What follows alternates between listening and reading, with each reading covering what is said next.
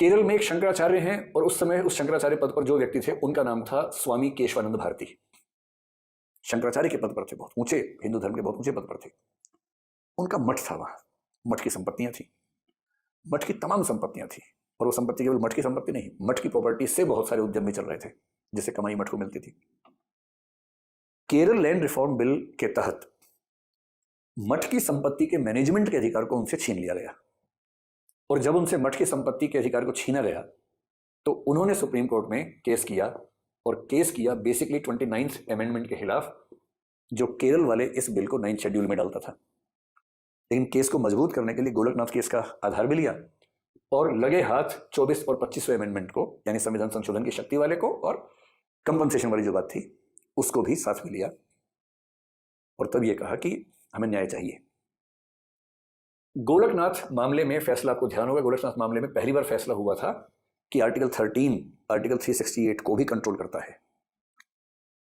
और गोलकनाथ मामले में 11 जजेस थे। क्योंकि केशवानंद भारती मामले में गोलकनाथ मामले पर पुनर्विचार होना था, इसलिए इसमें 13 जजेस की बेंच बनी। और रोचक बात, उस समय सुप्रीम कोर्ट में कुल जजेस कितने थे? 13 ही थे। 13 के 13 जजेस उस बेंच का हिस्सा बने। खूब सुनवाई हुई इसमें, 700 पेज का फैसला आया, 709 पेज का फैसला आया। अंत में 7-6 के बहुमत से निर्णय हुआ। यह निर्णय कब हुआ? आज ही के दिन 24 अप्रैल 1973 को हुआ। इसलिए आज का दिन महत्वपूर्ण है। अब सुप्रीम कोर्ट के जज परेशान थे। उनको लग रहा था कि यह बात अपने आप में सही भी है कि संविधान संशोधन की शक्ति संसद के पास है, और यदि मूल अधिकारों की वजह से राज्य ठीक से काम नहीं कर पा रहा तो मूल अधिकारों को सीमित करने की शक्ति होनी ही चाहिए। तो गोलकनाथ मामले में जो शक्ति छीन ली गई वो भी ठीक नहीं है। लेकिन उनको यह डर भी था कि जिस तरह से इंदिरा गांधी संविधान संशोधन कर रही थी, ऐसा ना हो कि वो संविधान को खत्म ही कर दें, कुछ ऐसे फैसले कर दें, ऐसे संशोधन करवा दें कि संविधान का महत्व ही खत्म हो जाए। ऐसे में क्या करें? उन्होंने अमेरिका के कुछ सिद्धांतों को ध्यान किया। यहां तक कि पाकिस्तान में 1963 में कॉर्नेलियस, वहां के एक चीफ जस्टिस हुए थे, क्रिश्चियन थे, भारत के रहने वाले थे, इलाहाबाद से पढ़े थे। जब भारत आज़ाद हुआ, पाकिस्तान आज़ाद हुआ, तो लाहौर हाईकोर्ट में जज से उन्होंने पाकिस्तान में रहना पसंद किया और पाकिस्तान के पहले क्रिश्चियन चीफ जस्टिस हुए। उन्होंने भी एक फैसले में 1963 में कहा था कि संविधान के कुछ फंडामेंटल फीचर्स होते हैं। अमेरिका में बेसिक स्पिरिट ऑफ कॉन्स्टिट्यूशन बार बार शब्द आता था। और इस फैसले में सुप्रीम कोर्ट ने बहुत शानदार रास्ता निकाला, बीच का गजब का रास्ता निकाला। और उस फैसले में उसने पहली बात ये कही कि 24th, 25th, 29th तीनों अमेंडमेंट सही हैं, इसमें कोई समस्या नहीं है, संसद को शक्ति है। यानी यूं कहूं मैं कि गोलकनाथ फैसले को खारिज कर दिया। जो सज्जन सिंह का फैसला था या शंकर प्रसाद का फैसला था, जिस फैसले का मतलब हुआ कि दोनों सर्कल्स अलग अलग हैं, जिसका मतलब यह हुआ कि सामान्य कानून के तहत मूल अधिकार को सीमित नहीं किया जा सकता, किंतु संविधान में संशोधन करके मूल अधिकार को सीमित किया जा सकता है, इसको मान लिया। इतना ही नहीं, साथ में यह भी कहा कि संसद के पास संविधान के किसी भी हिस्से को बदलने की शक्ति है। संशोधन की शक्ति संविधान में कहीं भी हो सकती है, यहां तक कि प्रस्तावना में भी हो सकता है संशोधन, कोई दिक्कत नहीं है, कर सकते हैं। लेकिन, और ये जो लेकिन है, यही लेकिन इतिहास में सबसे महत्वपूर्ण है, लेकिन संविधान के संशोधन की शक्ति संविधान को बनाने की शक्ति के बराबर नहीं है। संविधान को बनाने की शक्ति संविधान सभा के पास थी, और ये संसद संविधान सभा नहीं है। संसद संविधान में संशोधन तो कर सकती है, किंतु संविधान को फिर से लिख नहीं सकती है, पुनर्लेखन नहीं कर सकती है। और इसलिए एक बात का ध्यान रखना है कि संविधान में एक चीज होती है, मूल ढांचा, basic structure of constitution, basic structure. संसद कितने भी बहुमत से संविधान के मूल ढांचे का संशोधन नहीं कर सकती है। सरकार ने कहा जी ये कहां लिखा है? वो लिखा नहीं है, ये समझने की बात है। और स्पष्ट कर दिया कि संसद संविधान के किसी भी हिस्से में संशोधन कर सकती है आर्टिकल 368 की मदद से, किंतु सुप्रीम कोर्ट ऐसे हर संशोधन का जुडिशियल रिव्यू कर सकता है, और जुडिशियल रिव्यू के बाद देख सकता है कि कहीं वह संविधान के मूल ढांचे का उल्लंघन तो नहीं। तो सरकार ने पूछा कि मूल ढांचे में क्या है? तो सुप्रीम कोर्ट ने कहा कि अभी नहीं बताएंगे, समय आने पर बताएंगे, जब जब ठीक लगेगा तब तब बताएंगे। लेकिन हाँ, जैसे डेमोक्रेसी है तो संविधान का मूल ढांचा है। आगे चल के सुप्रीम कोर्ट ने कहा कि धर्मनिरपेक्षता, एसआर बोमई केस में कहा कि धर्मनिरपेक्षता भी संविधान का मूल ढांचा है। ऐसी बहुत सारी चीजें हैं, उनको हम संविधान का मूल ढांचा मान सकते हैं। इस बात से यह कहना कि सुप्रीम कोर्ट ने इंदिरा गांधी को खारिज कर दिया, ऐसा नहीं है, क्योंकि उसने 24वां, 25वां, 29वां सब संशोधन ठीक मान लिए। प्रीवी पर्स खत्म हो गए तो खत्म हो ही गया, बैंकों का राष्ट्रीयकरण हो गया तो हो ही गया, उसके बाद संपत्ति को छीनना राज्य के लिए आसान हो गया तो हो ही गया, गोरखनाथ फैसला पलट ही दिया। अब लैंड रिफॉर्म्स को लागू करना आसान काम हो गया, 9 शेड्यूल जीवित है ही, काम कर ही रही है। पर यह समझा दिया कि संविधान के मूल ढांचे से छेड़खानी मत करना। इंदिरा गांधी उस समय जिस मनस्थिति में थी, एक अर्थ में यह सफलता ही थी उनकी, लेकिन इसके बाद भी वो उससे बहुत खुश नहीं थी। उसके बाद हमारे संविधान में कुछ ऐसी चीजें हुई जो दुखद हैं, बुरी बातें हैं। 24 अप्रैल 1973 का दिन केशवानंद भारती के फैसले का दिन है, पर यह दिन बहुत रोचक दिन है। 7-6 का फैसला था और इसी दिन रात को यानी 25 अप्रैल को chief justice S M. Sikri, Sarvamitra Sikri retire होने वाले थे। सुप्रीम कोर्ट में टेंडेंसी दिखती है कि जजेस अपनी आखिरी बॉल पे छक्का मारने का प्रयास करते हैं, जो कि ठीक है, मतलब सबका मन करता है कि मैं जाते जाते एक बेस्ट पारी खेल के जाऊं। क्रिकेट के लोग चाहते हैं कि रिटायर हो तो सेंचुरी मार के रिटायर हो, आखिरी धमक रहनी चाहिए ना। कुछ लोग इसको बोलते हैं स्कूल चाइल्ड मेंटेलिटी, स्कूल के बच्चों को होता है ना एकदम हीरोइक कुछ तरीके से काम करके जाना चाहिए।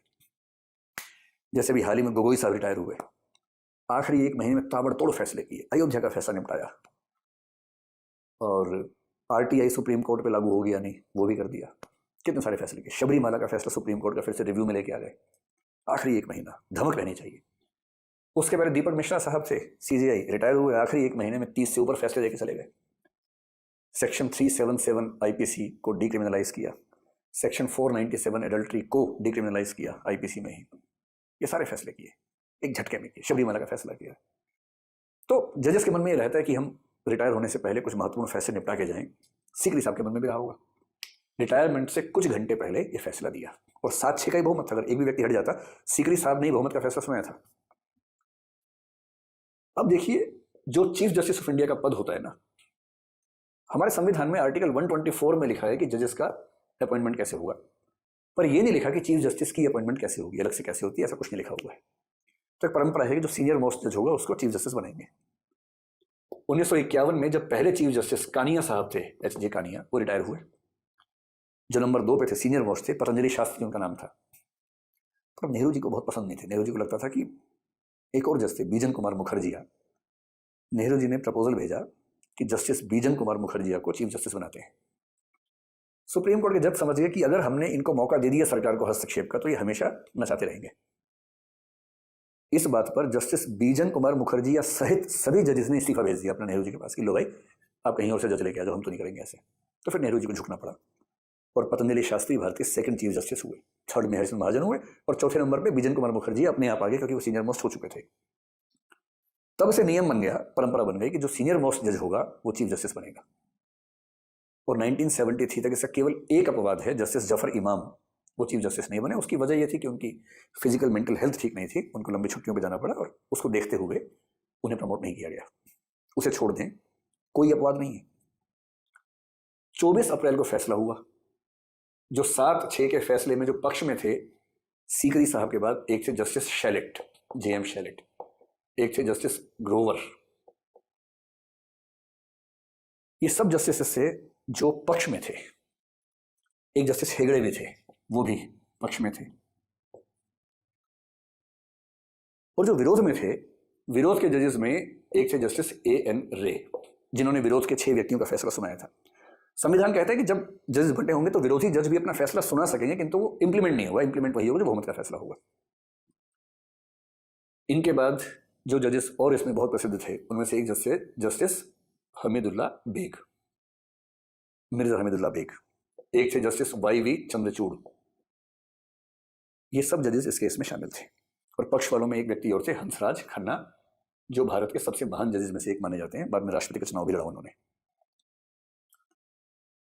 24 अप्रैल को फैसला आया। 25 अप्रैल चीफ जस्टिस का आखिरी दिन था।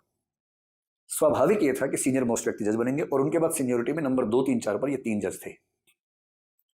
पर ये तीनों बेसिक स्ट्रक्चर फैसले के पक्ष में थे, यानी इंदिरा गांधी की सरकार के खिलाफ इन्होंने स्टेप लिया था। और इंदिरा गांधी जी ने क्या किया, 25 अप्रैल को फैसला किया कि अगले चीफ जस्टिस ए.एन. रे होंगे। ये घोषणा होते ही इन 3 जजेस ने इस्तीफा दे दिया, और ए.एन. रे ने वो कदम नहीं उठाया जो बीजन कुमार मुखर्जी ने 51 में उठाया था। वो चीफ जस्टिस बन गए, और न केवल बन गए बल्कि धूमधाम से बने रहे। 1973 से 1977 तक 4 साल तक चीफ जस्टिस रहे ए.एन. रे। इसी बीच में इमरजेंसी लगी, आपातकाल लगा। आपातकाल के 19 महीनों के बारे में सबसे बुरा सच ये है कि उन 19 महीनों में सुप्रीम कोर्ट ने सरकार का साथ दिया, जनता का साथ नहीं दिया। एक मामला आया था बंदी प्रत्यक्षीकरण का मामला, हेबियस कॉर्पस केस, या शिवकांत शुक्ला वर्सेस एडीएम जबलपुर का मामला, बहुत महत्वपूर्ण मामला है। जनता के अधिकार, 9 हाई कोर्ट्स ने सुरक्षा की थी, सुप्रीम कोर्ट ने जनता के अधिकारों को खत्म कर दिया उस फैसले में। और उस फैसले में, जिसको हेबियस कॉर्पस केस कहते हैं, उस फैसले में 4-1 से फैसला हुआ था।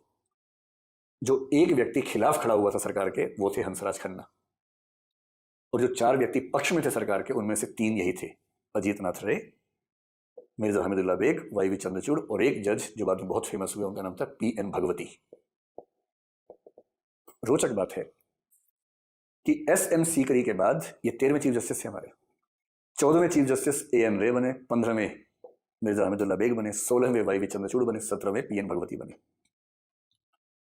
इनमें से 2 तो सीनियोरिटी से ही बने, लेकिन 2 चीफ जस्टिस सीनियोरिटी से नहीं बने, जिनमें से एएन रे सीनियोरिटी से नहीं बने।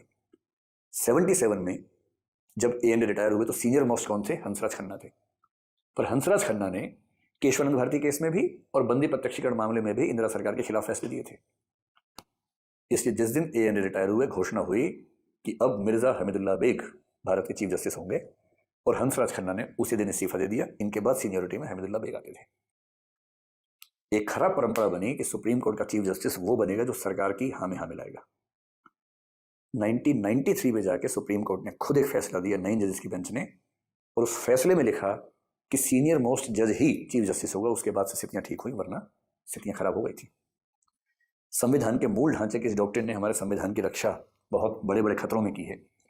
नानी पालखीवाला इस मामले में भी वकील थे, उन्होंने सरकार के छक्के छुड़ा दिए। सरकार के पक्ष में सीरवई साहब थे, बहुत प्रसिद्ध लॉयर थे, और इमरजेंसी के बाद सीरवई साहब ने खुद माना कि मैं गलत था, संविधान का मूल ढांचा जरूरी है, वरना यदि कोई सरकार तानाशाही पे उतर जाए तो वो संविधान का कुछ भी हाल कर सकती है। कम से कम वो तो नहीं हुआ। 1975 में इमरजेंसी के दौरान जब अजित नाथ रे सुप्रीम कोर्ट में चीफ जस्टिस थे, उन्होंने कोशिश की कि केशवानंद भारती केस का रिव्यू करवाएं और उस फैसले को चेंज करें। 10 और 11 नवंबर 1975 को 13 जजेस की बेंच फिर बैठी। ऐसा लग रहा था कि अंदर ही अंदर ये सहमति बन गई है कि उस फैसले को पलटना है। नानी पालखीवाला वकील बन के आए और छक्के छुड़ा दिए, और 2 दिनों में साबित कर दिया कि बिना रिव्यू पिटिशन के रिव्यू हो ही क्यों रहा है। अंदर ही अंदर जजेस में भी असंतोष होने लगा, अपने आत्मसम्मान की चिंता होने लगी, और 2 दिन बाद वो बेंच भंग करनी पड़ी, क्योंकि तब नैतिक साहस नहीं था इस मामले में। 1976 में 42वां संविधान संशोधन हुआ, जो एक तरह से मिनी कॉन्स्टिट्यूशन कहलाता है। उसमें सरकार ने फिर कोशिश की कि संविधान के मूल ढांचे को खत्म कर दे। 368 में लिख दिया इसकी कोई लिमिट नहीं है, सरकार कोई भी संशोधन कर सकती है, उसका कोई जुडिशियल रिव्यू नहीं होगा, आदि आदि ये सब लिखा। किंतु 1980 में मिनर्वा मिल्स मामले में, इन पर हम कभी विस्तार बाद में बात करेंगे, अब केवल 2 वाक्य बोल के बात खत्म करते हैं। 1980 में सुप्रीम कोर्ट ने मिनर्वा मिल्स मामले में 368 में जो 42वें संशोधन में पार्ट 4 और 5 जोड़ा गया था, उसे खारिज कर दिया। और एक बड़ी अच्छी बात कह दी मिनर्वा मिल्स के मामले में कि संविधान का संशोधन करने की सीमित शक्ति संविधान का मूल ढांचा है। बात ही खत्म हो गई। यानी संविधान के मूल ढांचे में ही निहित है कि संसद संविधान में सीमित संशोधन कर सकती है, असीमित संशोधन नहीं कर सकती। एक आखिरी प्रश्न बचा हुआ था, और वो ये कि यदि संसद कोई कानून बना दे और उसको 9 शेड्यूल में डाल दे और वो मूल ढांचे के खिलाफ हो, तब क्या होगा? 9 शेड्यूल पर तो रिव्यू होता नहीं है, आज तक नहीं हुआ था। और 1981 के वामन राव के मामले में, एक बहुत प्रसिद्ध मामला है वामन राव के मामले में सुप्रीम कोर्ट ने एक बड़ी अच्छी बात कह दी। उसने कहा देखिए ऐसा है, सुप्रीम कोर्ट के पास जुडिशियल रिव्यू की पावर तो है ही, और जुडिशियल रिव्यू भी संविधान के मूल ढांचे में शामिल है। लेकिन 24 अप्रैल 1973 जिस दिन केशवानंद भारती केस का फैसला आया, जिस दिन संविधान के मूल ढांचे की बात आई, उससे पहले की चीजों पर तो हम अप्लाई नहीं करेंगे, लेकिन उसके बाद यदि कोई चीज है, सरल भाषा में कहें, 24 अप्रैल 1973 से पहले यदि कोई एक्ट 9 शेड्यूल में डाल दिया गया है तो हम उसका रिव्यू नहीं करेंगे। पर 24 अप्रैल 1973 को संविधान के मूल ढांचे की धारणा आ गई थी, और मूल ढांचे में जुडिशियल रिव्यू भी शामिल है। इसलिए यदि उसके बाद कोई एक्ट, कोई आदेश 9 शेड्यूल में डाला गया है, हम उसका रिव्यू कर सकते हैं। ये अलग बात है कि सुप्रीम कोर्ट ने अब तक रिव्यू किया नहीं है 9 शेड्यूल का, लेकिन ये कह दिया है कि जरूरत पड़ने पर हम रिव्यू कर सकते हैं और धूमधाम से कर सकते हैं। ये महत्व है केशवानंद भारती मामले का, ये महत्व है 24 अप्रैल का। अगर कोई मुझसे पूछे कि भारत के संवैधानिक इतिहास के सबसे महत्वपूर्ण 25 मामले कौन से हैं, तो मैं कहूंगा कि बाकी 24 जो भी हो, नंबर 1 पर केशवानंद भारती का ही मामला है। और अपने संविधान के इतिहास को समझना बहुत जरूरी है। इस मामले ने हमारे संविधान को जिंदा रखा है, बचाए रखा है। कोई भी सरकार, कोई भी संसद किसी भी हालत में हमारे अधिकारों को छीन नहीं सकते, क्योंकि संविधान का मूल ढांचा हमारी रक्षा करता है